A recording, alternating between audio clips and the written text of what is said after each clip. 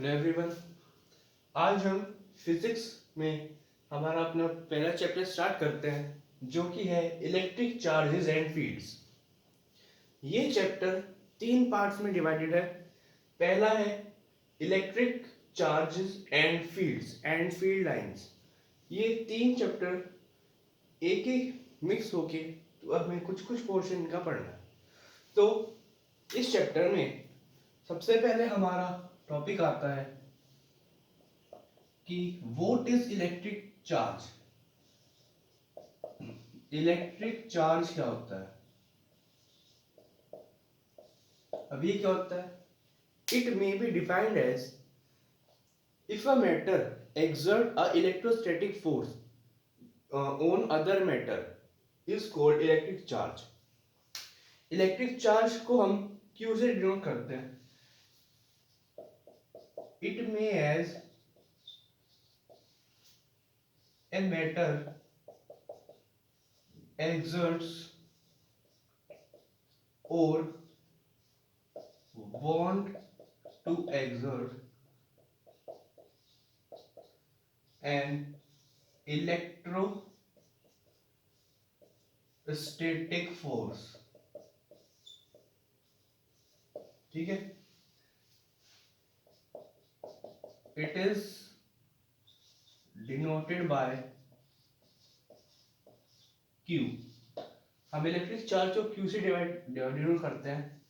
हम मानते हैं ये एक चार्ज है Q। एक चार्ज ये हमने Q1 मान लिया, एक चार्ज है Q2। ये इसका साइन माइनस है, इसका साइन प्लस है। अब जो अगर ये माइनस पॉजिटिव है, नेगेटिव एंड पॉजिटिव, तो ये आपस में अट्रैक्ट हो जाएंगे क्योंकि ये चार्जेस हैं और ये इनका साइन अपोजिट है तो ये अट्रैक्ट हो जाएंगे। अगर यहाँ पे प्लस साइन आ जाए और हम इसे इन दोनों चार्जेस को पास में लाए तो ये एक रिपल्शन फोर्स क्रिएट करेंगे और जो अट्रैक्शन और रिपल्सिव फोर्स है वही इलेक्ट्रोस्टैटिक फोर्स होता है। तो ये इलेक्ट्रिक चार्ज है, आप इसे नोट कर लीजिए।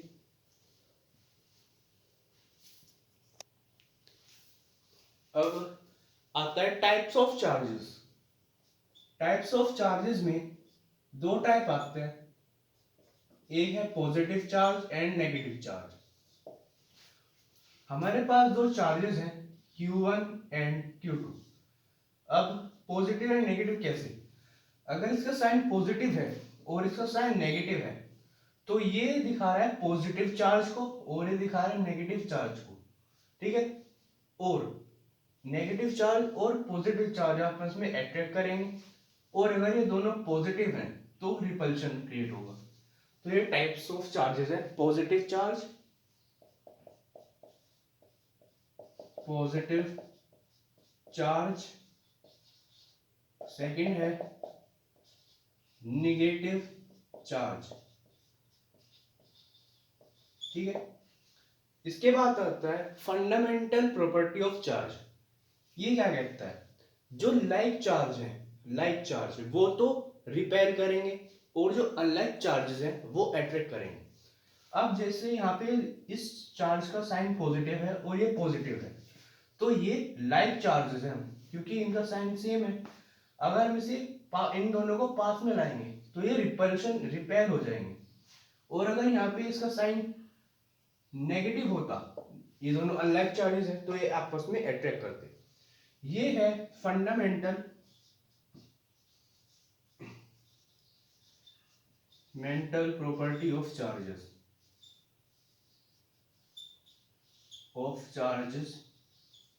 इसमें क्या है? Like charges repel each other and unlike charges attract each other। ठीक है, ये होगा।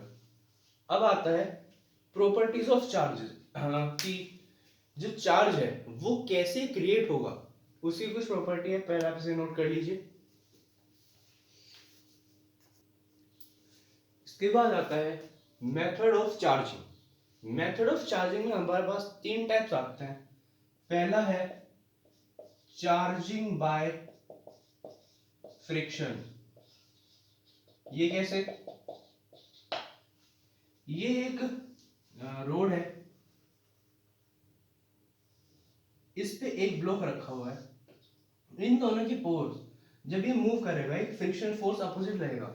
मतलब जब ये अपोजिट डायरेक्शन में होंगे तो इनमें एक चार्ज क्रिएट होगा, एक हीट या कुछ एनर्जी निकलेगी, वही चार्ज की फॉर्म में ये आ जाएगा।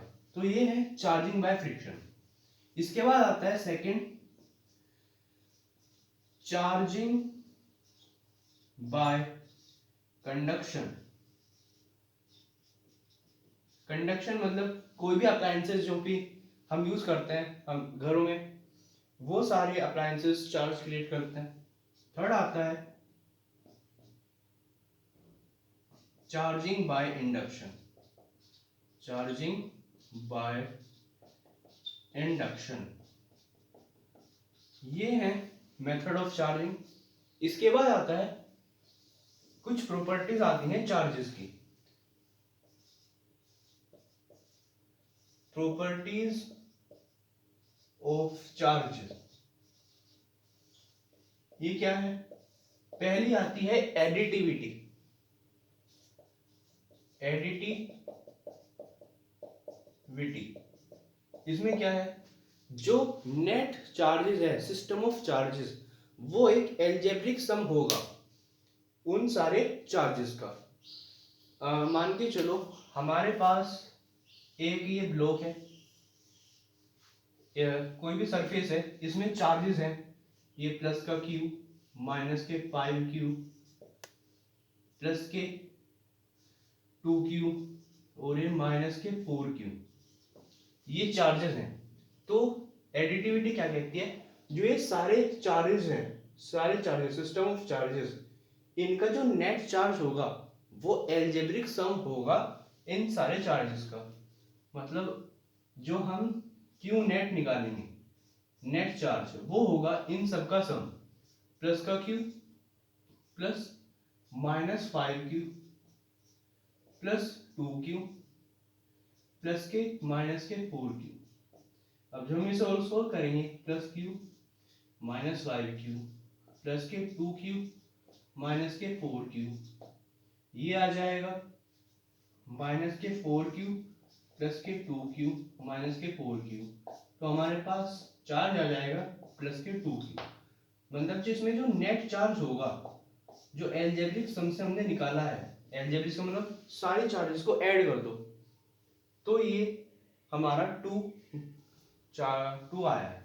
ठीक है, 2। तो ये है additivity of charges. Net charges of a system is an algebraic sum of system of charges. ठीक है, इसके बाद आता है क्वांटाइजेशन ऑफ चार्जेस। पहला आप इसे नोट कर लीजिए।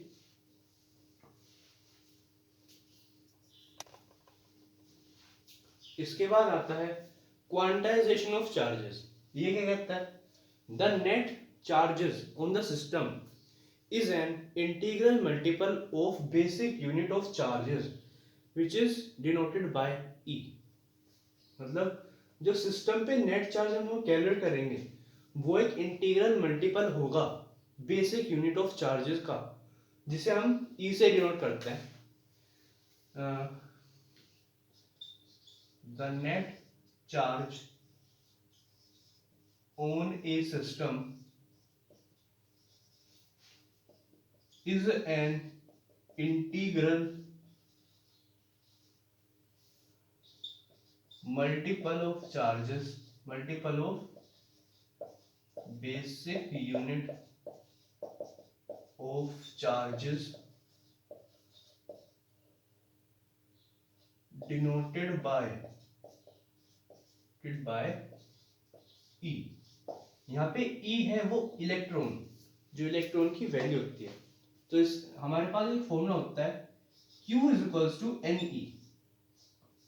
यहाँ पे जो N है वो है क्वांटाइजेशन ऑफ चार्जेस, और ये जो E है ये इसका इंटीग्रल मल्टीपल है। यहाँ पे जो E है वो है इंटीग्रल मल्टीपल और N है वो क्वांटाइजेशन ऑफ चार्ज है जो इस फॉर्मूले से हम कैलकुलेट करेंगे। यहाँ पे N की वैल्यू होती है, N की वैल्यू होती है यहाँ से -0 से +0, माइनस से पॉजिटिव होती है, माइनस से पॉजिटिव। तो हम इसे ऐसे लिख सकते हैं -∞ से +∞ तक। ये इसकी साइन होता है। इसके बाद आता है cause of quantisation. Cause of quantisation, जो ये क्वांटाइजेशन ऑफ चार्ज हुआ है ये क्यों हुआ है, किस वजह से हुआ है, अब हम देखते हैं क्यों हुआ है। जब system of charges net charge हम कैलकुलेट करते हैं तो जो इंटीग्रल मल्टीपल होता है वो ट्रांसफर हो जाता है one body to another body जो उसमें इलेक्ट्रॉन्स हैं। मतलब जो इलेक्ट्रॉन होंगे वो एक बॉडी से दूसरी बॉडी में ट्रांसफर हो जाएंगे। जैसे यहाँ पे हमारे पास एक रोड है, इसमें प्लस चार्ज है, प्लस चार्ज है, प्लस चार्ज है। एक ये बॉडी है माइनस माइनस माइनस माइनस। तो मतलब जब ये अब ये इक्वालिटी पे है, मतलब जब हम इससे नेगेटिव साइन इधर लाएंगे तो ये अनडिस्टर्ब हो जाएंगे, तो जो इलेक्ट्रॉन है वो एक बॉडी से दूसरी बॉडी में ट्रांसफर हो जाएंगे। तो ये है cause of quantisation, the integral multiple of charge electron is transferred from one body to another। यह है cause of quantization, इसे आप नोट कर लीजिए।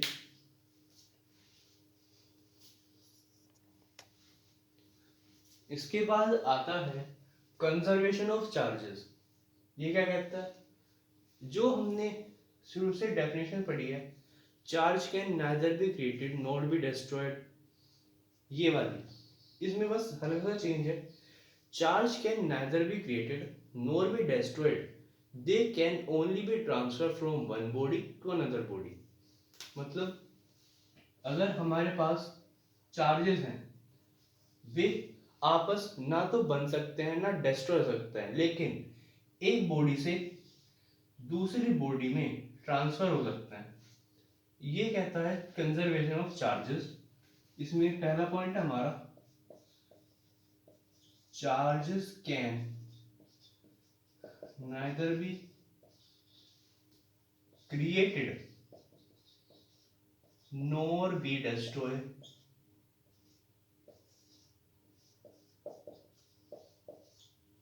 it can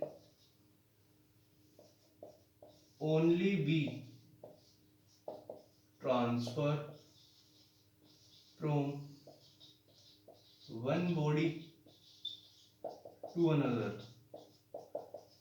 यहाँ पे दे आ जाएगा, ये टू चार्जेस है ना, दे कैन, ये पहला पॉइंट है।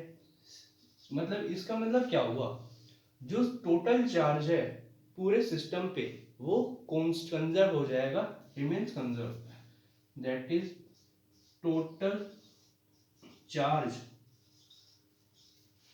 ऑन एन आइसोलेटेड सिस्टम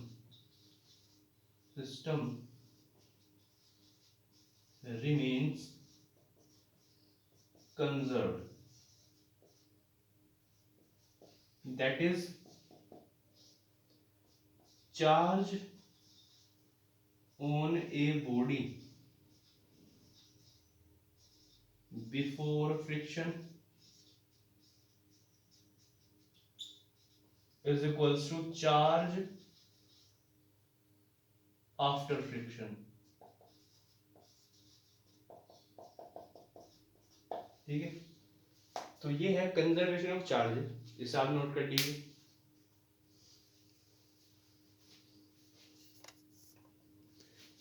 इसके बाद हमारा मेन टॉपिक यहाँ से स्टार्ट होते हैं, जिसमें पहला है कूलम्ब्स लॉ। ये इतना ज़्यादा इम्पोर्टेंट नहीं है, लेकिन इस पे बेस्ड क्वेश्चंस न्यूमेरिकल एग्जाम में आ जाते हैं। तो कूलम्ब्स लॉ क्या कहता है? The force of interaction between two charges. हमारे पास एक चार्ज है QA, एक चार्ज है QB, ठीक है।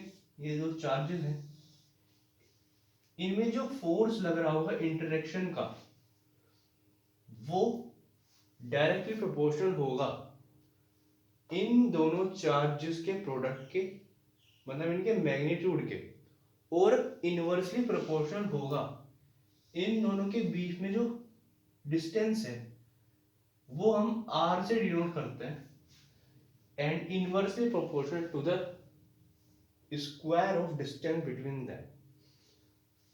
क्या कह रहा है? The force of interaction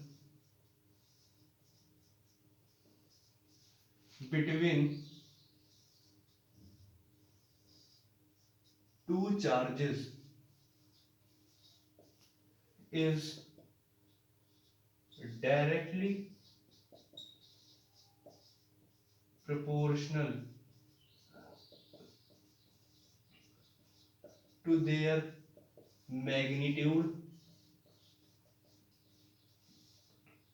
and inversely proportional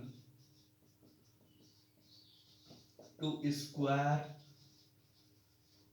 of distance between them. Distance between them. इसकी स्टेटमेंट होगी the force of interaction between two charges is directly proportional to product of their magnitudes. Directly proportional to, यहाँ पे एक चीज रहेगी, product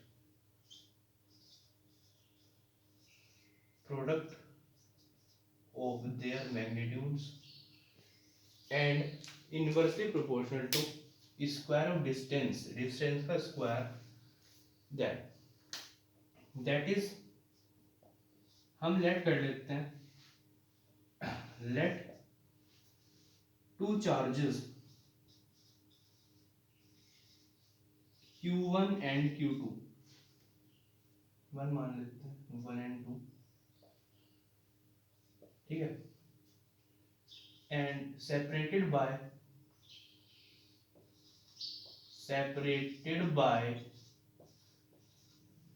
distance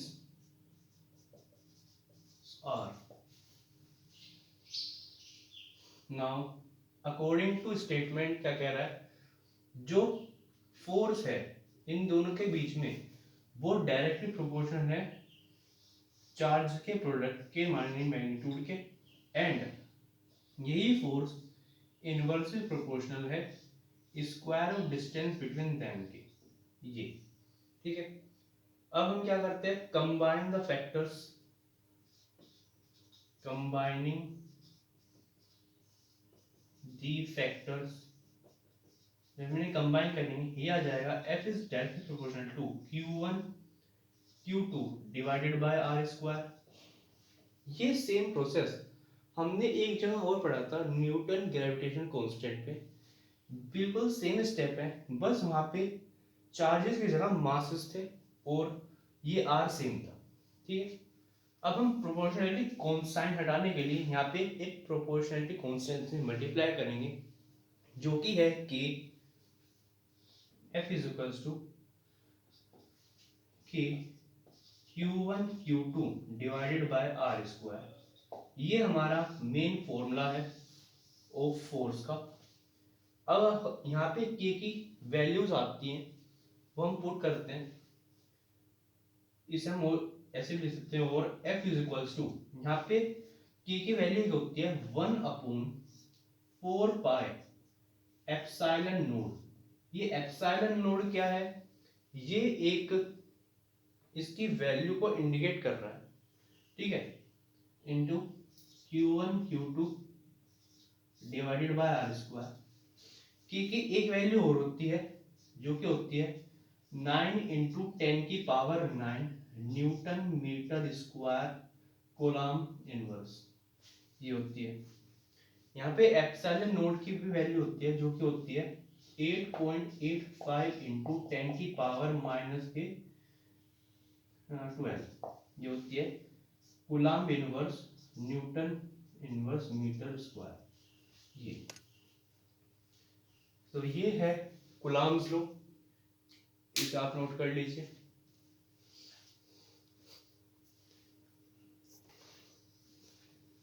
अब हम Coulomb's law को वेक्टर फॉर्म में देखेंगे। तो यहाँ पे हमारे पास चार्जेस हैं Q1 एंड Q2। जनरली हम जो साइन है चार्जेस का वो पॉजिटिव रिएक्ट करते हैं। अगर क्वेश्चन में नहीं कहा गया कि पॉजिटिव लेना है नेगेटिव, तो हम पॉजिटिव ही लेंगे। ये क्या कह रहा है, इनके बीच में जो डिस्टेंस है वो r है, ठीक है। ये पॉजिटिव चार्ज है तो मतलब ये रिपेल करेंगे अपोजिट डायरेक्शन में, ये इस डायरेक्शन में और ये इस डायरेक्शन में रिपेल करेंगे, मतलब ये इलेक्ट्रोस्टैटिक फोर्स लगाएंगे। तो मतलब यहाँ पे एक फोर्स क्रिएट होगा, force on two exerted by force on one exerted by two, ये 1 2 हम निकाल रहे हैं वेक्टर फॉर्म, तो वेक्टर का साइन लगाएंगे। यहाँ पे force on two exerted by 1, ये आ गया। अब इनके बीच हम वेक्टर फॉर्म में क्या दिखाते हैं, डायरेक्शन को दिखाते हैं कि किस डायरेक्शन में मूव करेगा। और डायरेक्शन कौन दिखाएगा, आर कैप, क्योंकि ये यहाँ पे आर है, तो ये है 2 1, ये है 1 2,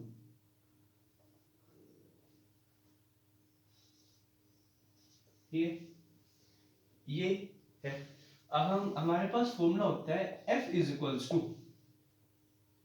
1/4 pi epsilon naught Q1 Q2 divided by R square. यहाँ पे हम निकाल रहे हैं पहली फोर्स, मतलब F12 वेक्टर फॉर्म, यह जाएगा R, जिस डायरेक्शन में होगा हम उसी डायरेक्शन में लेंगे, R21 टू R कैप 21, ये हमारी पहली इक्वेशन है। सिमिलरली हम F21 निकालेंगे, यह जाएगा 1/4 pi epsilon naught Q1 Q2 divide by R12 square into R12 cap. अब आपको from first and second equation, from equation first and second, इन दोनों इक्वेशन के मतलब से जो मैग्नीट्यूड होगा R21 का वो इक्वल होगा R12 के मैग्नीट्यूड के। लेकिन हमें डायरेक्शन फाइंड कर लिया, बट जो डायरेक्शन, इसके हिसाब से जो डायरेक्शन है वो सेम डायरेक्शन है इस इक्वेशन में 2 के हिसाब से। लेकिन अगर हम देखें आर कैप और आर कैप 1 2 को, इनके हिसाब से डायरेक्शन अपोजिट होगी, तो ये आ जाएगा R12 21, but R12 is equal to R21, ठीक है।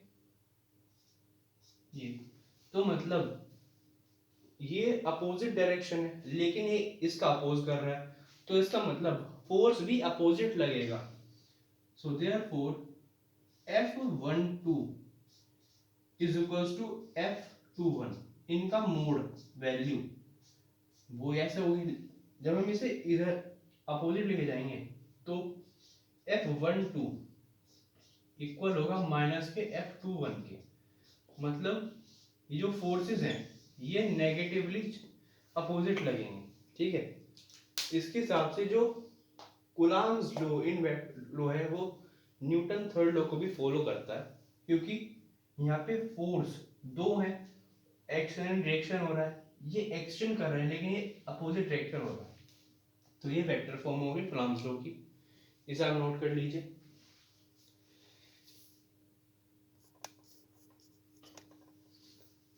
अब हम देखते हैं limitation of Coulomb's law. Coulomb's law क्या कौन सी प्रॉपर्टीज को फॉलो करता है? पहली प्रॉपर्टी आती है it is applicable on stationary objects.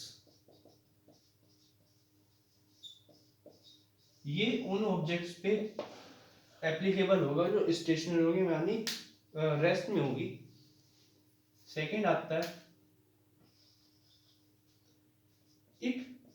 It's value not lesser than 10 की पावर माइनस के 15 FM, विच मीन्स 1 फर्मी। मतलब इसकी वैल्यू 10 की पावर माइनस 15 से कम नहीं होनी चाहिए। दूसरी आती है it is must be point charge. जो चार्ज होना चाहिए वो पॉइंट चार्ज होना चाहिए, ठीक है। इस आता है the size is greater as compare to own size. मतलब कूलम्ब क्या कहता है, जो चार्ज है वो ग्रेटर होना चाहिए उसके खुद के साइज के, उससे भी बड़ा होना चाहिए। तो ये लिमिटेशन है कूलम्ब्स लॉ की। इसके बाद हम अपना लास्ट टॉपिक करते हैं आज का, जो कि है इलेक्ट्रिक फील्ड। फिर कल हम बाकी के टॉपिक्स देखेंगे।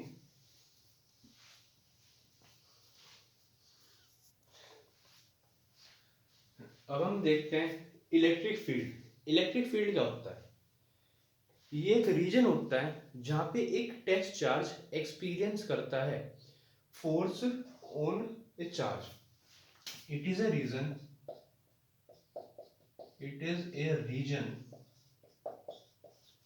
where a charge, a force can experienced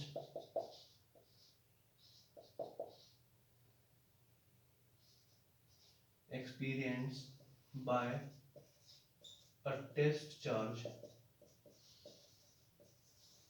ठीक है। ये है इलेक्ट्रिक फील्ड। मैथमेटिकली क्या होगा? Mathematically force per unit test charge. Mathematically force per unit test charge होगा, ठीक है। जो ये है it is a vector quantity, ठीक है। जो इसकी डायरेक्शन होगी, direction of electric field is direction of force. जो फोर्स की डायरेक्शन होगी वही इलेक्ट्रिक फील्ड की डायरेक्शन होगी। इसके बाद इसका फॉर्मूला आता है E is equal to, electric field को हम E से डिनोट करते हैं लिमिट, ये एक लिमिटेड वैल्यू है। यहाँ पे टेस्ट चार्ज आता है Q नोड, जो 0 को अप्रोच करता है। ये बहुत ही माइनर चार्ज है, एक test charge, force per unit test charge. इसका वो मैथमेटिकल एक्सप्रेशन आ गया, ठीक है। हिसाब नोट कर लीजिए।